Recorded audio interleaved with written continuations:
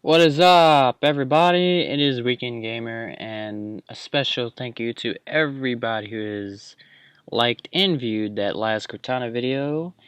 It blew up, all with the help of you guys.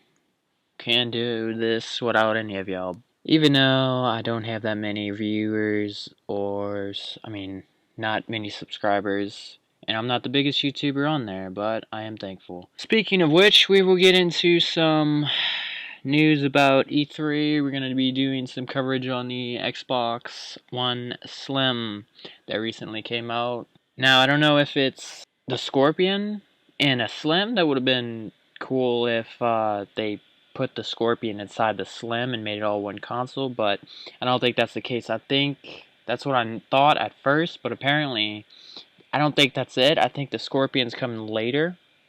I'm not too sure, but I think the Scorpion is a whole different console. This is the Xbox One Slim though.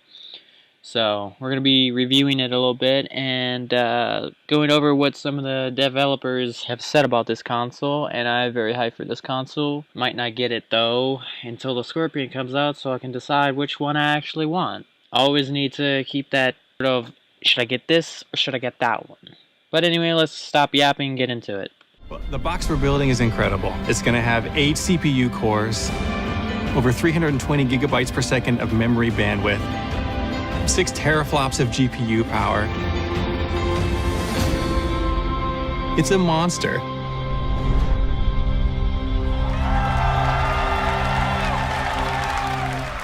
So what you just heard is literally the whole Xbox Scorpion announcement of what this console is going to have.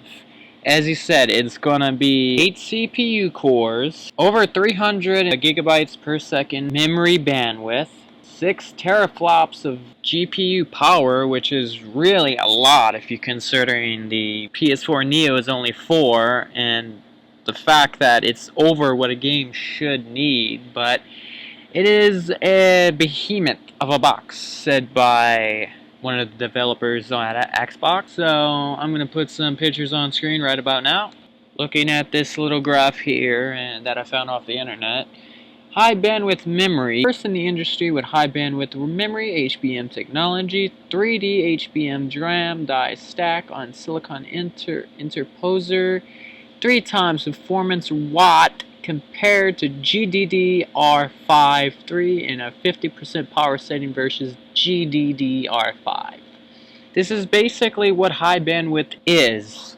Basically, this is the definition of what it is. If we look comparing to the PS4, this has been on multiple sites and YouTube videos. PlayStation 4 is running only at 1.84. And Xbox One currently at 1.32, lower than the PS4. Looking at the future targeting, PS4 Neo is only running at 4.14 teraflops, and the Xbox One Scorpio topped it by 6. So you can easily see that it is overtopping it. If we look at the full specs of the Xbox One, it only runs at 8-core CPU, a graphics processor of 32 megabytes embedded memory, 8 gigabytes of RAM, hard disk of only 500 gigabytes, an optical drive, Blu-ray player, USB 3.0, yada yada yada, AV output we don't need to know.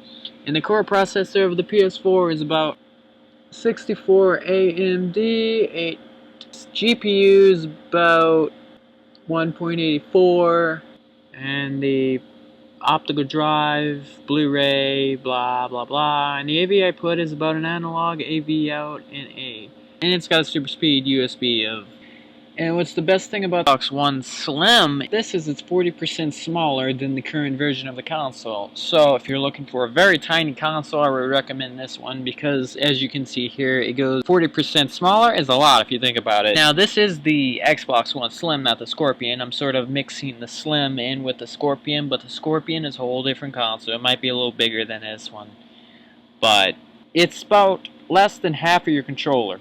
So what I want you guys to do, if you have an Xbox One, get your controller, put it vertically, put it to about where the bottom of the console is, measure it, and you'll see that it goes about over half the controller's size. Now, I looked at the picture on Microsoft's website, and it only takes less than half the controller size. You can see how much smaller this console is, comparing your controller to the width of the Xbox, the height of it in general, if you have it horizontally placed, that it is very, very, very big. The newer console is smaller than the controller if you're comparing it by height of the width of the controller itself. So you really are getting a lot of power in such a small object. It's almost as small as the PS2, except the PS2 didn't really run that much, so that is actually a lot smaller than the Xbox One Slim.